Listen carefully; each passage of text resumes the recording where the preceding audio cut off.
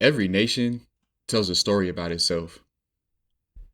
These stories shape how nations remember their past. But no story is ever complete. Some figures are remembered, and others fade into the background. In the case of Mexico, the story of Black people is often left untold. To understand this story, we have to go back to the year 1519 to the first documented Black person in the Americas, Juan Garrido, an African man who was present during the Spanish conquest of Mexico, where he later became known for planting the first wheat in the Americas. In the centuries that followed, the Black population grew. The majority were brought enslaved. The Spanish colonists heavily relied on their labor. But slavery was not the entire story. This is often where their history ends. But it didn't. Some escaped, some joined indigenous communities, and some formed their own free towns. One of the most famous was San Lorenzo de los Negros, founded after a successful slave rebellion, a town that secured its freedom and the right to govern itself, and the first to do so in the Americas. Today, it is known as Yanga. By the 17th century, Mexico, which was then known as New Spain, held one of the largest Black populations in the Americas. Black people were always part of Mexico's story, but they lived within a system that wasn't built for them. In order to maintain control, the Spanish Empire created a system, a hierarchy, known as the caste system. It organized society based on ancestry and skin color. Spaniards born in Spain stood at the top, followed by those born in the Americas, while the people of African and indigenous descent were pushed to the bottom. In this system, ancestry shaped everything: your status, your opportunities, your place in society. This was the system that shaped early Mexico. And from within it emerged a man named Vicente Guerrero. Vicente Guerrero was one of Mexico's founding fathers.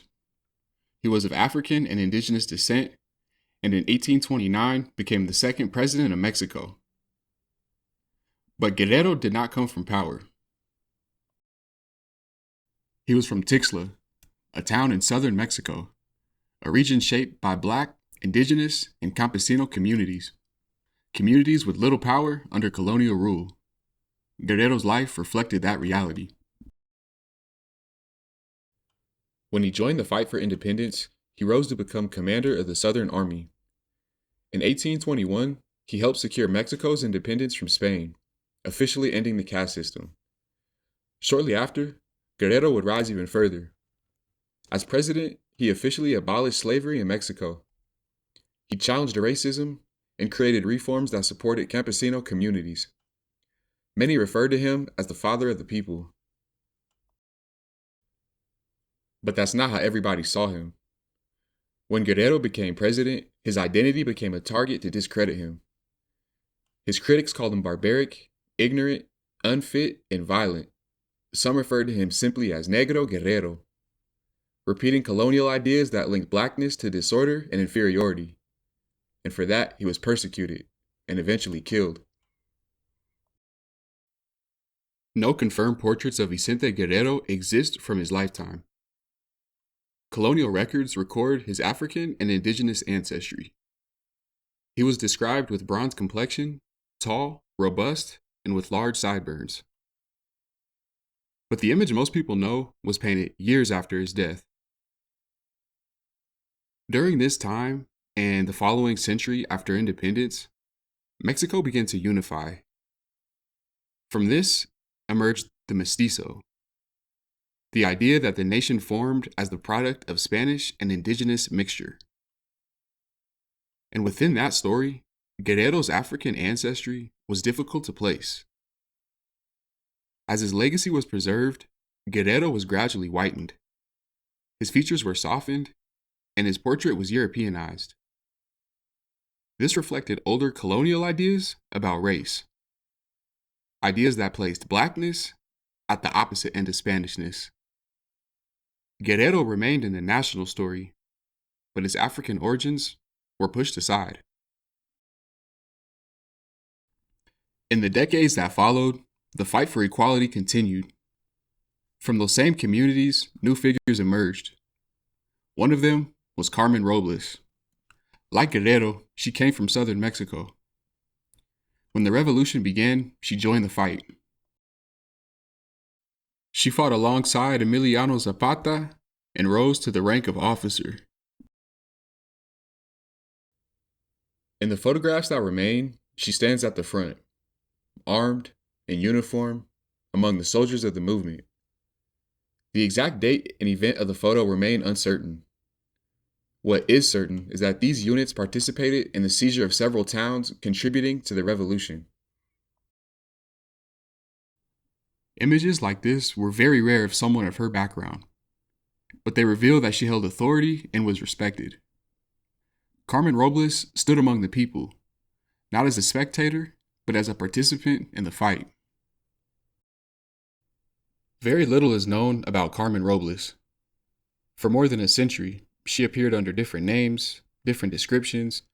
Even today, there is still confusion about who she was, and she's been linked to incorrect people. This reflects a larger pattern. Afro-Mexican women were often misidentified, ignored, or pushed to the margins of history. Part of this comes from colonial stereotypes.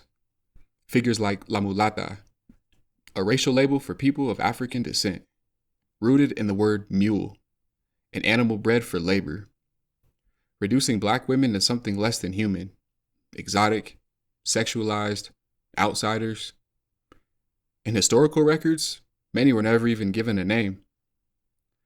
These ideas carried into modern culture and how black women were cast in film, perpetuating colonial stereotypes into the current day. But it didn't go unchallenged. For decades, communities organized and demanded change. In 2020, for the first time, Afro-Mexicans were recognized in the national census. Millions, for the first time, visible. And in 2025, a national day was established for Vicente Guerrero, recognizing him as Mexico's first Afro-Mexican president. These changes mark a shift, but it's only the beginning. These inequalities trace back to colonial hierarchies, systems that shaped who was seen, who was forgotten, and who was allowed to belong. Afro-Mexicans were always part of Mexico's story. Expanding the nation's story doesn't divide it, it completes it.